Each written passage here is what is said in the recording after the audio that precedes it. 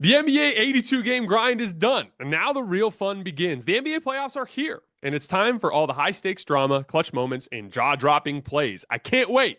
If you're looking to make the playoffs even more exciting, DraftKings Sportsbook has you covered as an official sports betting partner of the NBA. From the play-in games all the way through to the finals, now's the time to back your favorite players and teams as they chase glory. All season long, DraftKings has been the go-to spot for NBA player props, and that does not stop now. Want to make your playoff experience even more intense? Try placing a bet on your favorite player's performance. Will they drop 30 points, 40, or more? It's your call. Ready to place your first bet? Download the DraftKings Sportsbook app now. Lock in your bets. Let's make this playoff run unforgettable. Here's something special for first-timers. New DraftKings customers bet $5 to get $200 in bonus bets instantly. Make it a playoff run to remember with DraftKings. Download the DraftKings Sportsbook app and use code HOOPS. That's HOOPS. That's code HOOPS for new customers to get $200 in bonus bets when you bet just $5. Only on DraftKings. The crown is yours.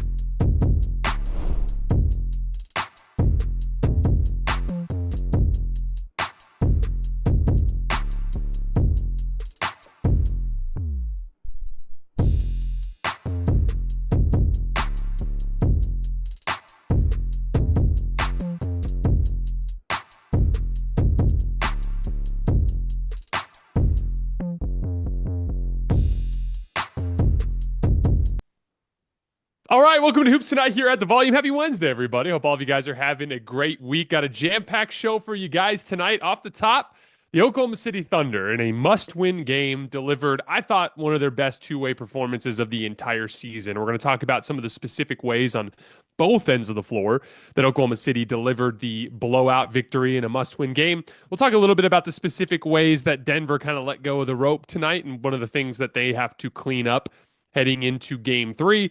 And then in our second segment, in just shocking fashion, the New York Knicks come back again, down 20 on the road in Boston to beat the Celtics. Now, I thought it was very different than what happened in game 1. So I want to get into a little bit more detail in terms of just the difference between bad shot quality, or I should say bad shot selection, and just needing to add more variety to your offense, which I think was more of the problem tonight. So we're going to be talking about that. I also want to shout out some specific elements of the Knicks defense, a couple of unsung heroes that have been making the things work for the Knicks on the defensive end of the floor. Mikal Bridges had a showing in that early fourth quarter, was magnificent as the Celtics actually played some really good basketball during that phase, and Mikal just hit shot after shot after shot to keep the Knicks within striking distance. And then Jalen Brunson again, making a case for potentially being the best guard in basketball. I want to dive a little bit into that concept. I think it's between him and Steph right now, and Jalen Brunson's just making a hell of a run once again in these playoffs. So we'll get into that Knicks-Celtics game from the perspective of both teams. And then at the tail end of the show, we're going to take about 10 minutes of questions from the chat. So if you're subscribed to our YouTube channel, hang out, drop your questions. We'll take about 10 minutes of questions there at the end. And then when we are done here on YouTube, all you got to do is go to playback.tv/hoops tonight to get set up on our Hoops Tonight playback channel, where we're going to be going to take callers from the audience, take some more questions, watch some film, a bunch of stuff we'll be doing over on playback for an extra 45 minutes at the tail end of the night. Much more informal, much more casual, much more interactive with you guys. So just make sure you guys, there's a link in the description. If you don't see that, just playback.tv/hoops tonight to get set over there. We'll be heading over when we're done on YouTube. And then lastly, you guys know the drill before we get started. Subscribe to our YouTube channel so you don't miss any more of our videos. Follow me on Twitter at _JasonLT so you guys don't miss show announcements. Don't forget about our podcast feed wherever you get your podcasts under Hoops Tonight. It's also super helpful if you leave a rating and a review on that front. Jackson continues to do incredible work on our social media feeds on Twitter, Instagram, and Facebook. Make sure you guys follow us there. And then keep dropping those questions in the chat for the mailbag at the tail end of the show. All right, let's talk some basketball. So how did Oklahoma City bounce back in game 2? I think there's obviously in these sorts of situations a pullback and a change in intensity.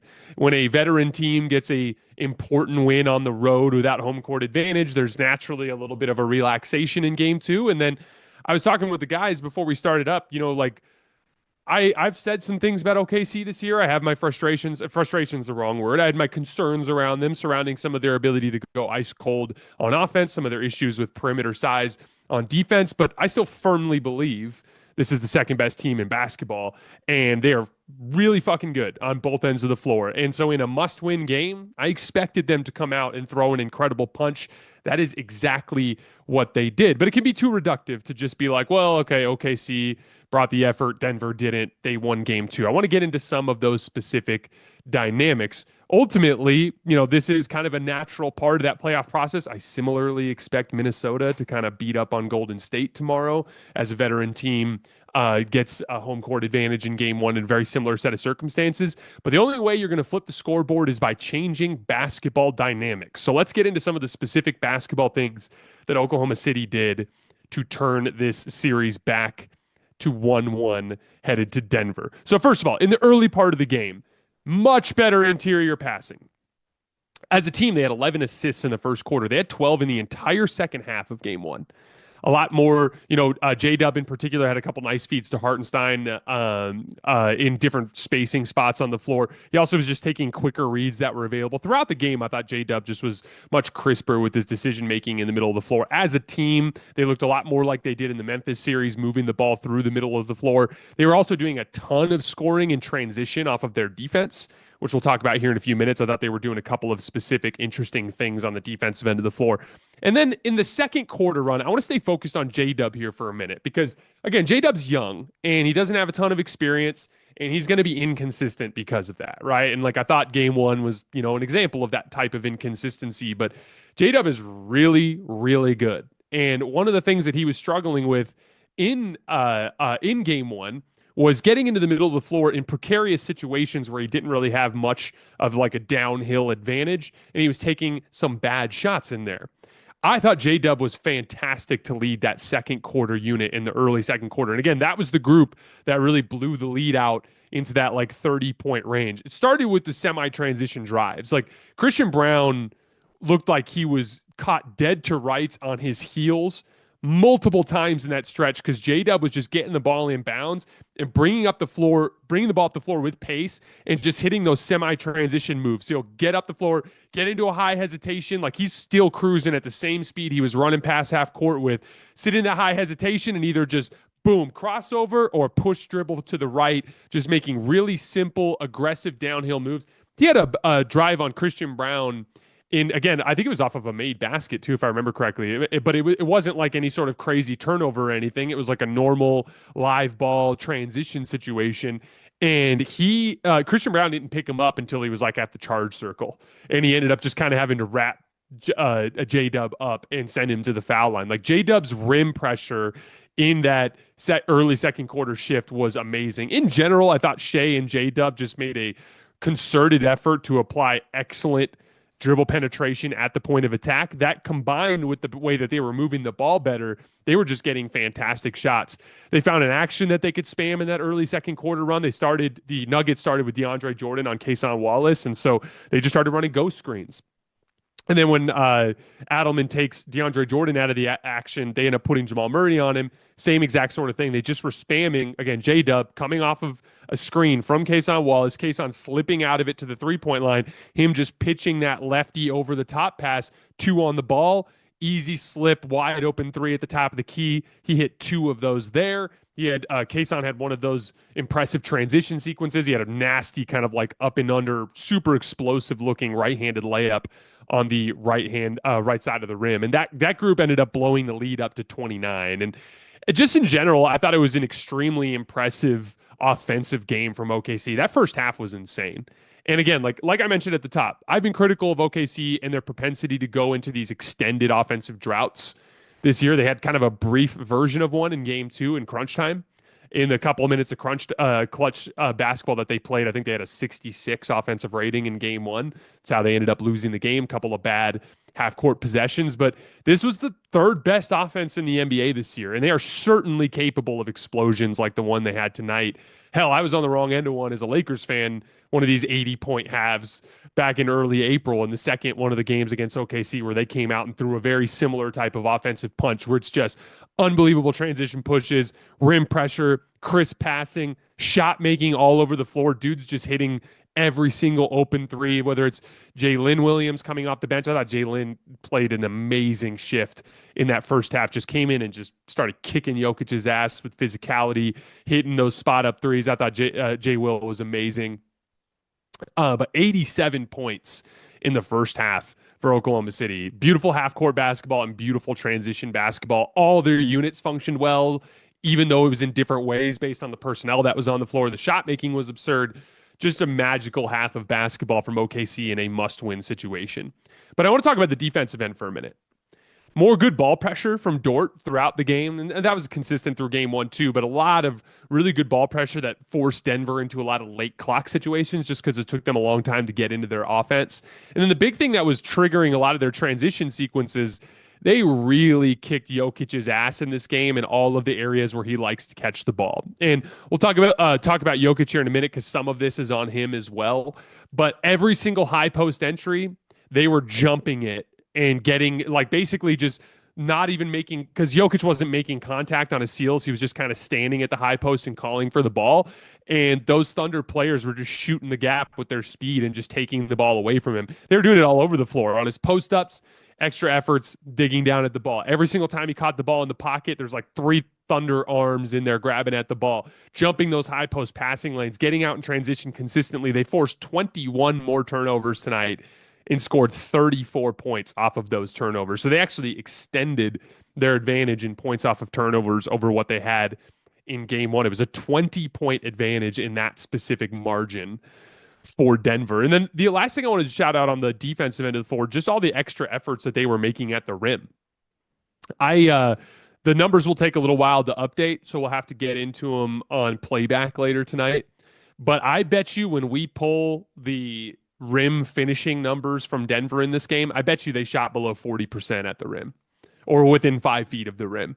You can force guys into misses at the rim just by getting a bunch of dudes making those good vertical contests without fouling and making it so that guys can't just go into their traditional rhythm around the rim. You make them change angles on layups, change footwork on layups. Even against good NBA players, you'll force misses there. And every Thunder player was making those extra efforts in rotation at the rim tonight. So many misses at point blank range. In game 1, Denver had 54 points in the paint. They finished tonight with 28, but a lot of those came in garbage time. When I started focusing on my notes after Denver pulled their starters, I believe they were at like 17 points in the paint. So like just a dramatic difference in paint dominance between game 1 and game 2. Like the Thunder just threw an incredible punch. They absolutely needed this win, and it might have been their best two-way punch of the season. That was an ass-kicking of epic proportions. Super balanced scoring down the roster. They ended up getting 8 players in double figures tonight, albeit there was some garbage time involved, but just a really well-rounded ass-kicking championship type of effort from the Oklahoma City Thunder. On the Denver front, like I said, Jokic shares, I think, the majority of the blame for a lot of those turnovers that were taking place at the high post, in the sense that your job, there's a passing angle to it where it's like the passer needs to get the ball to where the passing window is. But at the same time, when that dude's also facing Lou Dort or somebody else in a lot of ball pressure, there needs to be, from Jokic, a better effort to just create a cleaner passing angle by finding the defender that's trying to stalk that pass and making contact so that he can't jump into that passing lane, make a clear window available. I thought in general, Jokic just kind of had a little bit of like a lackadaisical night in a lot of those details. I just thought he just kind of succumbed to the physicality in a lot of ways, and just let go of the rope. And I thought he shared a good amount of the blame just for a lot of those turnovers that were taking place in the middle of the floor. Denver's point of attack defense was absolute garbage tonight. The good amount of this is on Christian Braun, but it goes down the roster as Shai and J-Dub were both picking on different switches there. But they were just losing control of the ball over and over again, right at the top of the key, right in the first few seconds of the possession. And when that dude's slashing downhill, The only way you're going to contain them is by conceding the types of wide open threes on kickouts that they were conceding throughout this game. And so Denver just has to do a much better job on the ground at the point of attack of keeping the ball in front, flattening out those drives, making it so that, hey, maybe Shai has to make 2 or 3 counter moves to get into the paint instead of just high hesitation, beat the dude off the dribble. J-Dub was doing a ton of that type of damage tonight. So got to be much better at the point of attack. I thought they missed a couple of really good looks early in the game that affected their overall just kind of like energy and belief in their ability to win. They had 5 like wide open threes for Christian Braun and Michael Porter Jr. in the first quarter that all missed. And I thought that really kind of took the wind out of Denver's sails. And I thought collectively as a group, they just let go of the rope from there, and they were just never within any sort of real striking distance. I still like their shot quality when they don't turn the ball over. There are a couple concerning things. They need to get Michael Porter Jr. and Jamal Murray to start hitting a higher percentage of their jump shots in particular. Both of them just look really uncomfortable. Their misses right now are MPJ started to hit a couple later in the game, but both of them have had a lot of outside the rim misses, which tells me that they're just kind of out of rhythm.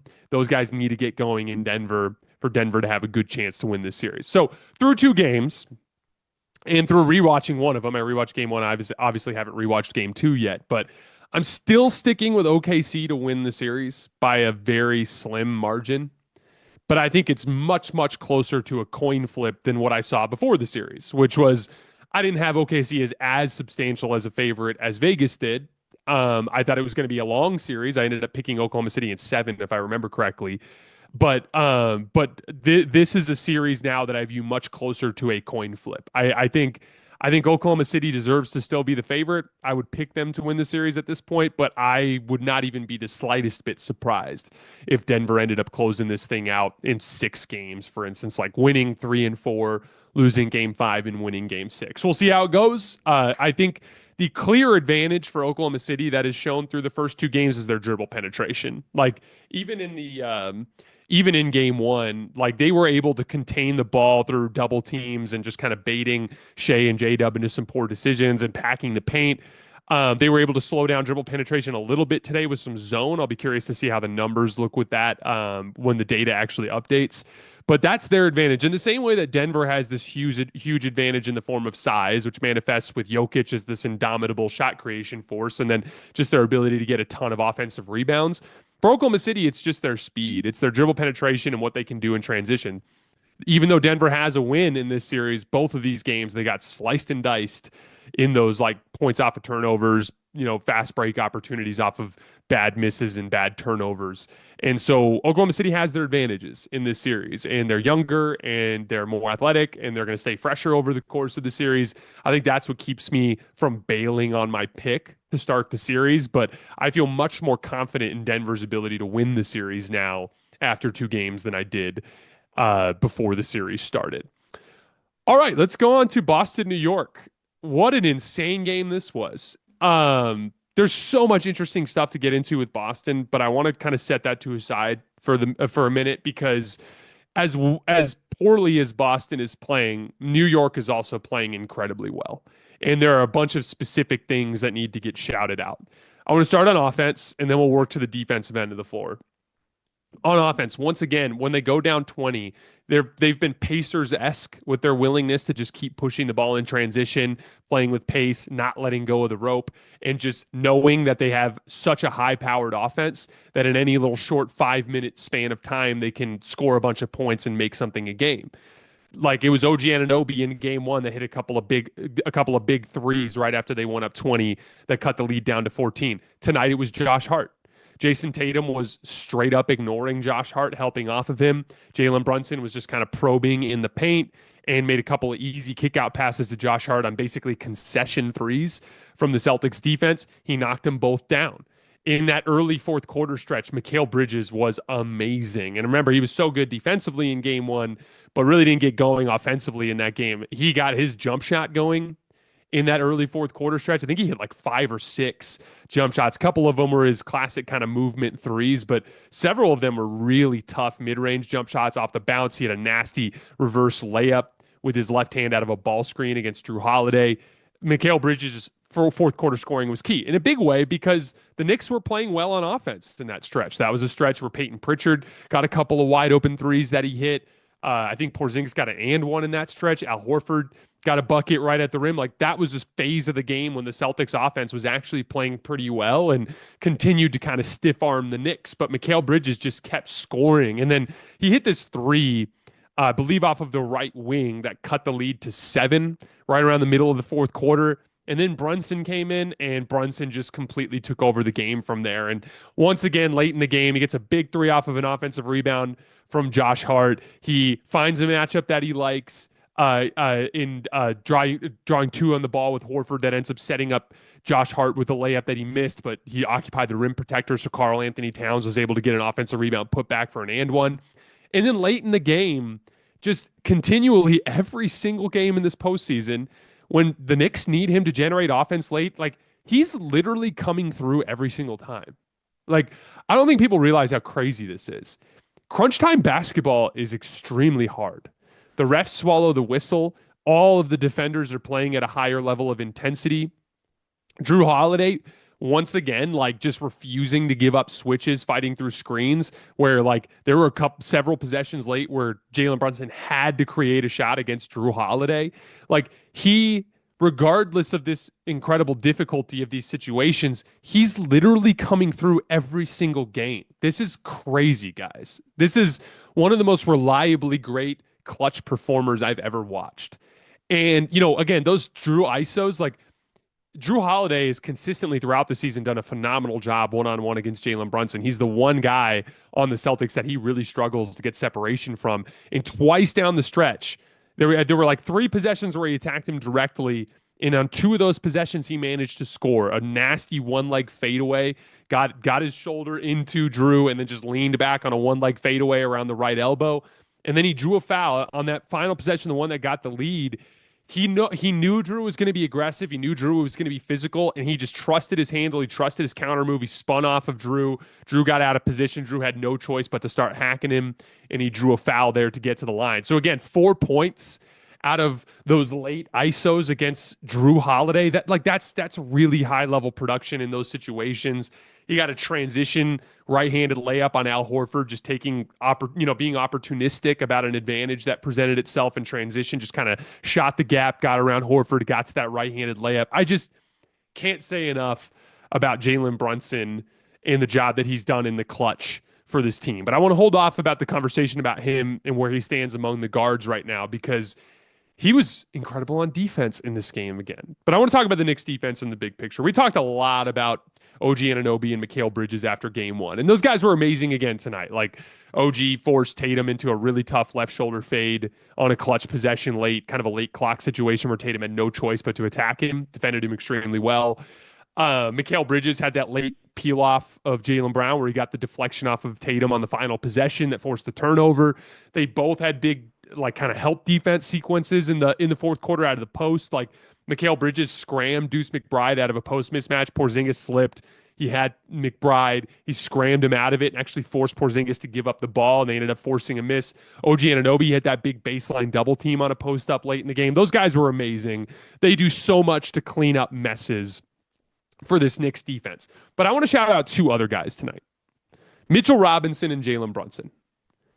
First of all, Mitchell Robinson. One of the big reasons why he continues to be such a reliable piece for New York in this matchup is his ability to defend in switches.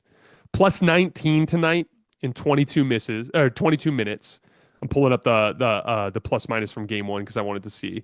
In game 1, he was plus 13 in 21 minutes. So they've consistently been very good with Mitchell Robinson on the floor. And a big part of it is we saw, they can attack Karl Anthony Towns and pick and roll. That was how Tatum drew that late foul call. The one that brought the 3-point lead down to 2 was he just basically flipped the screening angle on Cat. Cat had to rush over to the other side of the screen. He quickly split him with a crossover dribble, and then Cat had no choice but to hack him as he was going downhill. But like for the most part, Mitchell Robinson, when he switches in those ball screens, has been able to keep the ball in front and force them into a contested mid-range pull-up or a contested 3-point pull-up. And that's winning those matchups because Tatum and Brown can't make that shot right now. Both of them are just so broke with their jump shot. And like there was a little thing that you saw there late, that the play where Tatum got the dunk to get the lead. The dead giveaway, or the obvious difference was that they just gave Tatum a massive runway and let him run the length of the floor, and they set the ball screen damn near at half court. And so he had such a head of steam by the time he got to Mitchell Robinson that it was so easy for him to break him off with a simple move there. But Mitchell Robinson's defense and his ability to switch in pick and roll on those guys has been a huge part of how they've been able to be so good defensively in the lineups when he's on the floor. Joe Mazzulla like flat out admitted after the game that he's hacking him not even because of the free throws. He's hacking him because he's trying to get Tibbs to take him off the floor. Like freely admitted it. He's like he said after the game, he was like, I hacked him on that late possession just to get Tibbs to take him off the floor because look at his plus minus and then look at the plus minus of all the starters. I thought that was a super interesting bit. Like first of all, for Mazzulla to even admit that in that situation, I thought was fascinating. But yeah, Mitch has been kicking everybody's butt. And then Jalen Brunson, I shouted him out, if you guys remember, after game one for a couple of key defensive sequences. He had 2 stops against Tatum on an island where he beat him to spots and forced him into tough pull-ups. He battled Horford on a couple of post mismatches where he fronted the post. Bunch of the same stuff again tonight. Just battling in post mismatches, being willing to hold up on an island. Again, with both guys, with Cat and with Brunson, they're still mixing in the hedge and recover with Brunson. They're still mixing in a bunch of drop with Cat, just to try to, one of the interesting subplots here is I think part of the reason why Tibbs is sticking with that is because Boston's shooting the ball so poorly because like they're getting clean looks out of a lot of those actions late in the game. They got Horford a couple of wide open looks in pick and pop situations late in the game, just like that. But they're just Brunson is competing defensively, and it's making a world of difference. Cat is still really struggling, but Brunson has made it so that there's one really weak defender on the floor instead of 2. And like I talked a lot about, during the Knicks struggles this year, I've talked a lot about the idea that they kind of, that teams have missed the point about what made Boston great. What made Boston great wasn't necessarily just Tatum and Brown. Obviously, those guys are a big part of it, but it's that they can keep putting together these 5-man lineups where all 5 defenders are great. And like, by the way, Boston's not losing this series because of defense. They held the Knicks to 91 points tonight. The Celtics can guard 1 through 5 in basically all of their lineups. The majority of their lineups, with the exception of like Porzingis is like the one guy that they're really struggling to guard with in this particular phase of the season. But like with the Knicks, one of the reasons why they never had any sort of sustained success against great teams this year, or frankly, any success against great teams this year, was because Brunson and Cat were these like obvious entry points. And so it doesn't matter how good Mikal is on the ball. It doesn't matter how good OG is on the ball. They're just in rotation too much. And like Brunson being able to hold his ground the way that he's been holding his ground in conjunction with the job that Mikal and OG are doing in all these help and recover situations and Josh Hart as well, it's just made it so that the Knicks defense is so much more sturdy in these spots. And like, obviously there's a Celtics element with them knocking down shots and this will bear out over the course of the series. Like whether you want to ask me whether or not the Knicks can win this series, it really is going to come down to whether or not that defense can hold up. Because we're going to talk about Boston here in a minute. Boston was consistently better on the road than they were at home this year. This series is not over. Boston, I would not be even the slightest bit surprised if Boston went down to MSG and 1-2 and brought this series back to Boston at 2-2. So like this is not over, but the pathway for the Knicks is that defense that we just talked about holding up. Brunson holding up, the help and recover holding up, just them in general holding up on that end of the floor. But hell of a punch from the Knicks. It's so funny. I was talking with Josh Rodriguez. He's a guy who used to do some work for this show. Big Knicks fan. And we were talking after game 6 of the Pistons series. And he was like, man, Knicks fans are so sick of this team.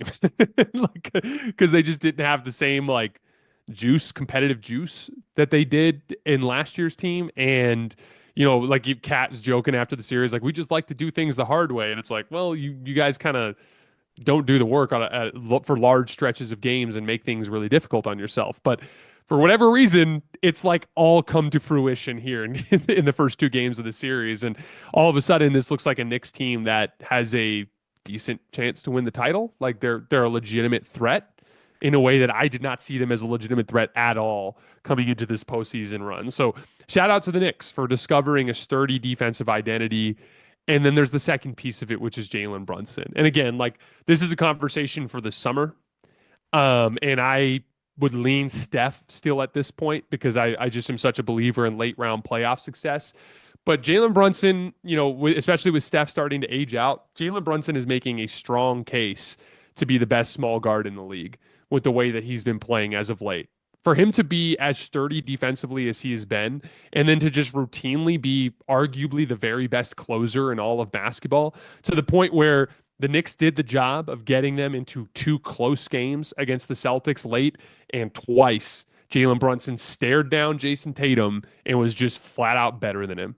And I just want to shout out Brunson. I think he at the very least now has a case to be the best small guard in the league. And again, we'll approach that again this summer. But man, like he's just playing at a crazy high level. So let's talk about Boston's offense.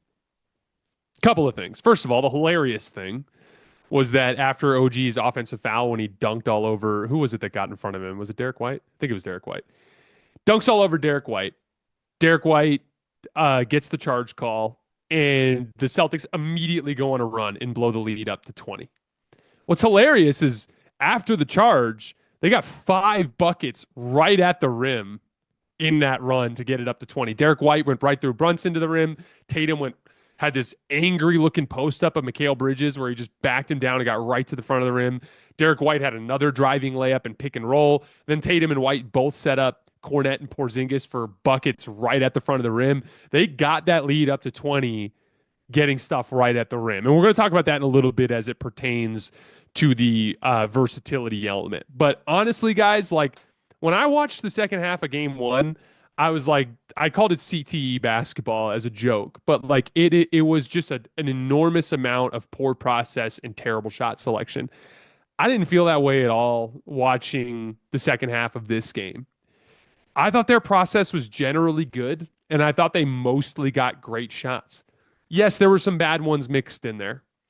That Tatum had that bad left shoulder fade over OG Anunoby in clutch time that he missed. Jaylen Brown had a shot where he went right at Brunson and tried to like grift a foul around the left elbow. That was a bad possession. Obviously, the final possession where Tatum tried to pass out of a double team and turned it over against Mikal Bridges, that was a bad possession. But there was a lot of good. I saw Jayson Tatum trying to split ball screens against Cat and Mitchell Robinson late and getting to the rim. Jaylen Brown did have a play where he tried to bully Jalen Brunson right to the front of the rim, and he just missed like a really easy shot right at the front of the rim. And like Horford, butt naked 3 in the right corner, missed. Derek White, butt naked 3 on the left wing, missed. Jayson Tatum and Jaylen Brown both missed about the easiest wide open threes you'll ever see down the stretch of this game. Tatum's was off the catch in the right corner in kind of a semi-transition sequence.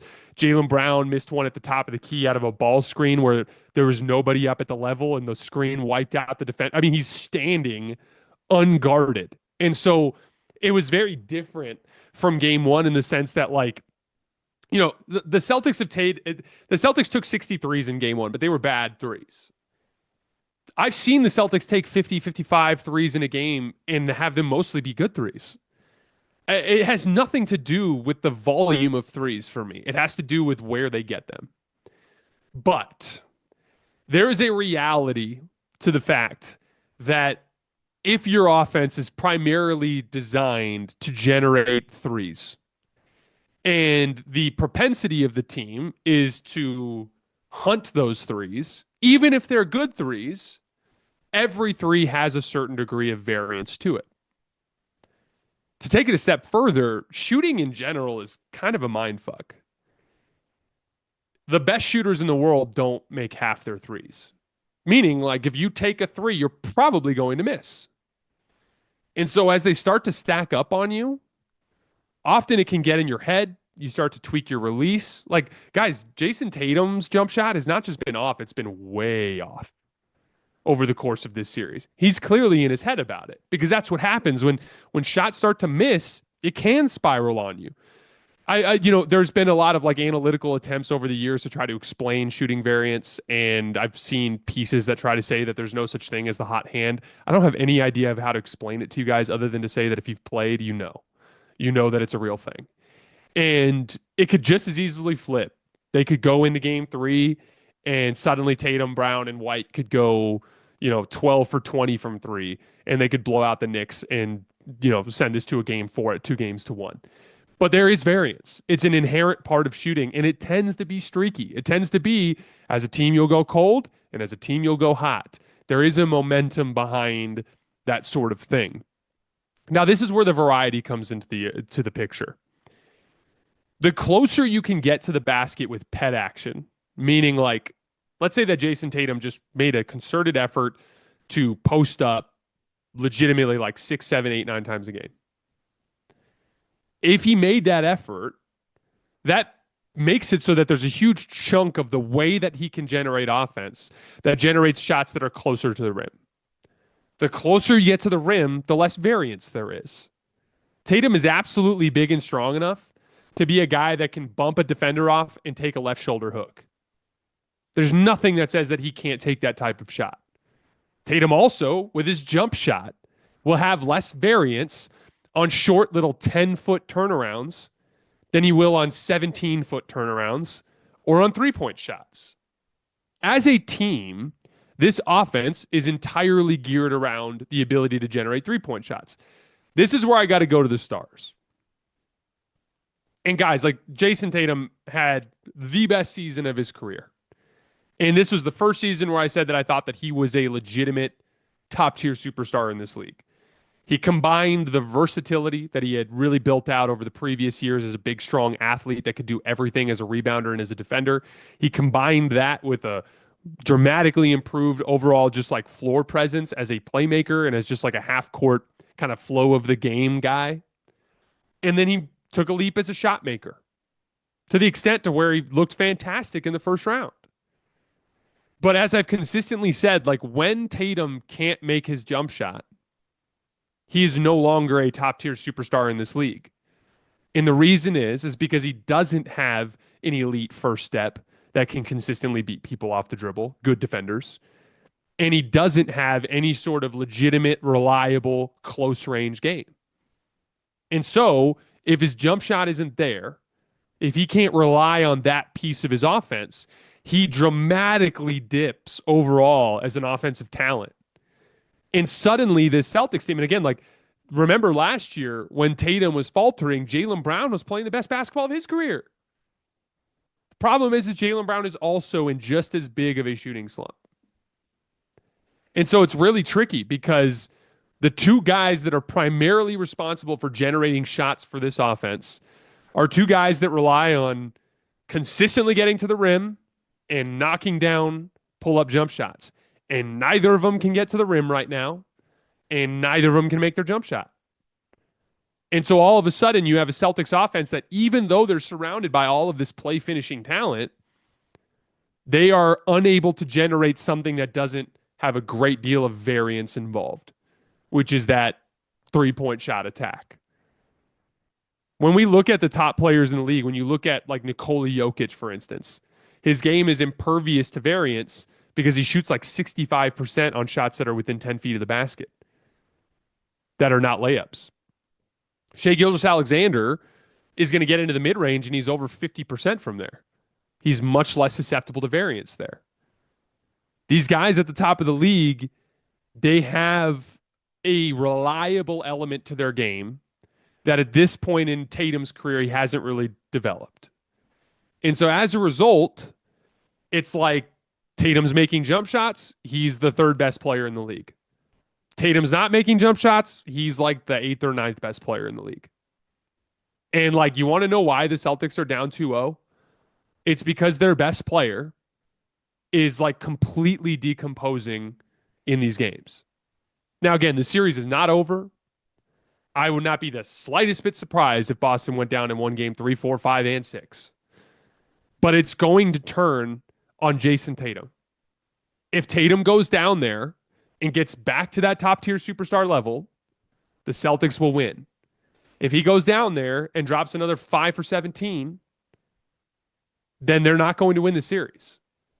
It like once again, these series keep coming down to the play of these superstars, and I just think it's really fascinating.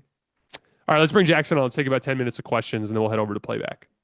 Let's do it. Let's do some questions. We got mostly questions about the Celtics game. We'll take a couple about some other stuff, but let's start with this one, which I think is sort of a prevailing sentiment.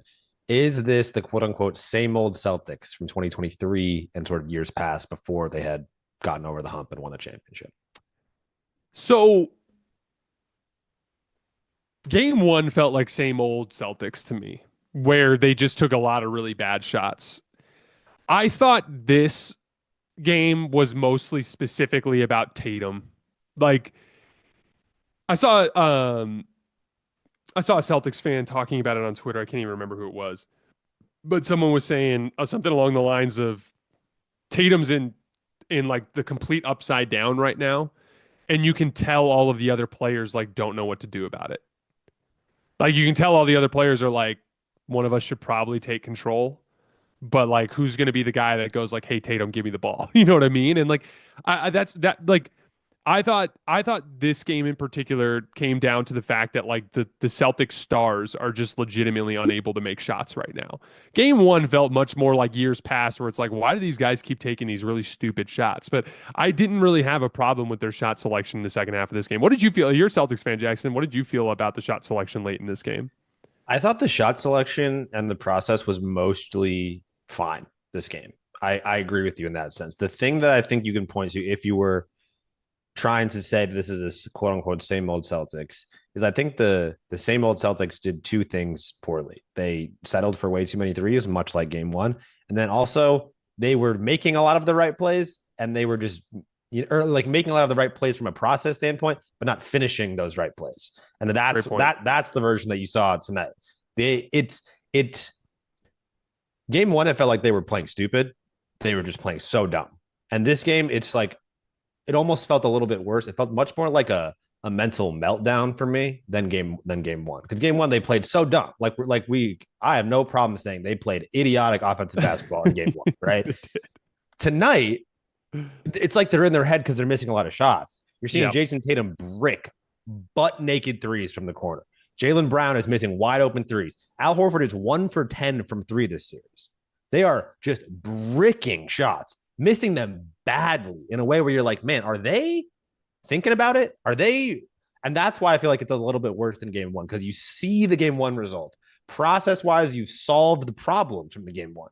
But once you get into the fourth quarter and the Knicks start coming back, it's like, are they going to do this? Are they going to do this again? Are we going to do this again? You know, it's becoming more of like, at least on the surface, I don't know what these guys are actually thinking, obviously. But from a viewer standpoint, it feels much more like they are falling mentally as opposed to just playing a little bit stupid. If you can want to see, parse the difference of those.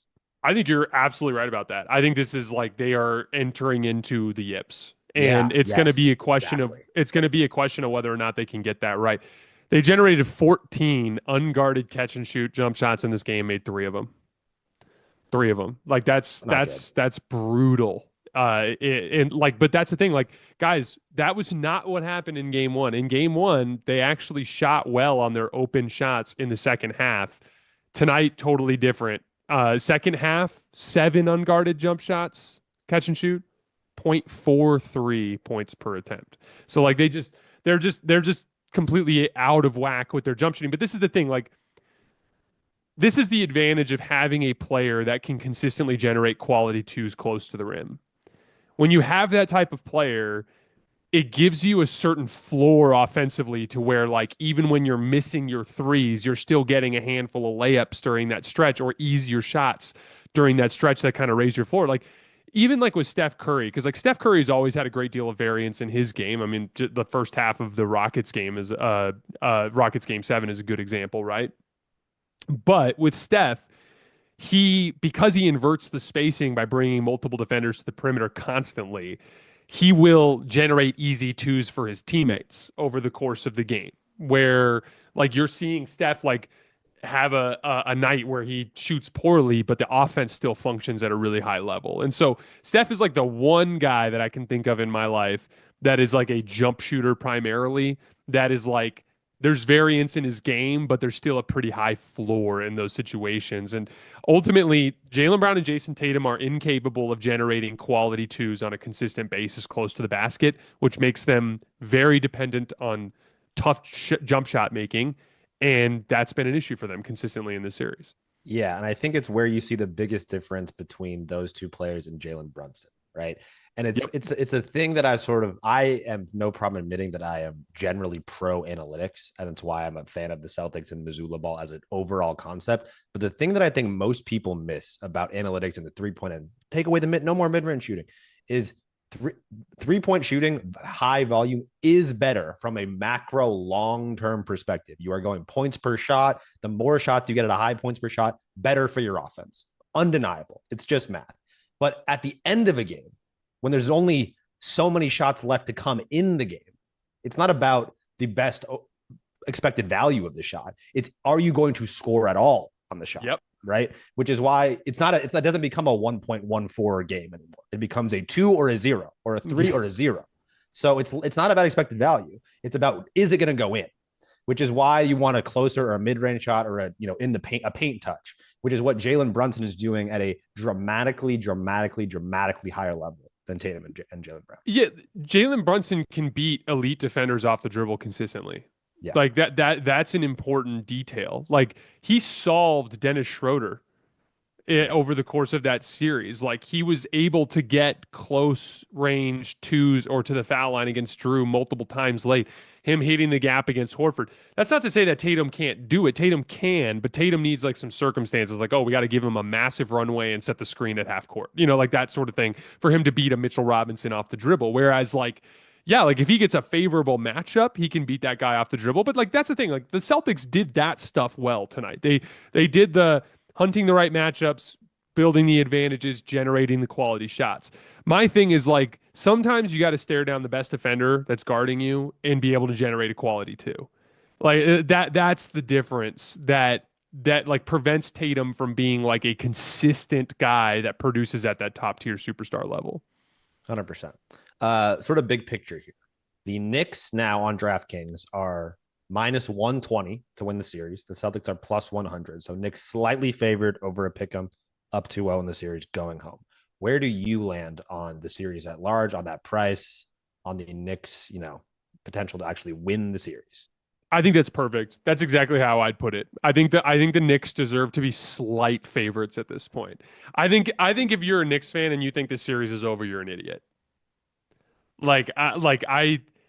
This is not the team that got almost swept by the Miami Heat and ended up forcing a game 7. Like that team was less mature, less able to like stabilize in terms of process. Like there's a chance that the Celtics come out and play the exact same game in game 3 that they played in game 2 and win by 15. Like they are definitely capable of going down there and winning. But it's really hard to win 4 times in 5 tries. And that, dude, Madison Square Garden is going to be bumping in game 3. It's going to be live in there. And that's where I kind of feel like it makes sense for it to be a coin flip because like I think the Knicks are about a coin flip to win game 3, even with like you're going to get whatever the best version of the Celtics is, you're getting that in game 3. Mm-hmm. Like that, they're going to come out like guns blazing in that game. But the Knicks are also going to be playing with an opportunity to really put the series away and to go up 3-0. So, like, I view that game as a coin flip, and I think whoever wins that game probably wins the series. And so, with that being the case, it kind of feels to me like roughly a coin flip. But you're going to obviously give the team that has like a big home court advantage at this point in the Knicks the advantage. To put the hammer on the coin flip analogy, to lose 2 20-point leads. You also have to gain 2 20-point leads, right? That's a good point. Have been up by 20 in both games, period. Did they lose both games? Yes. Did they lose it in embarrassing fashion? Yes. But they were up by 20 in both games. So the series is by no means over. One more question about this series.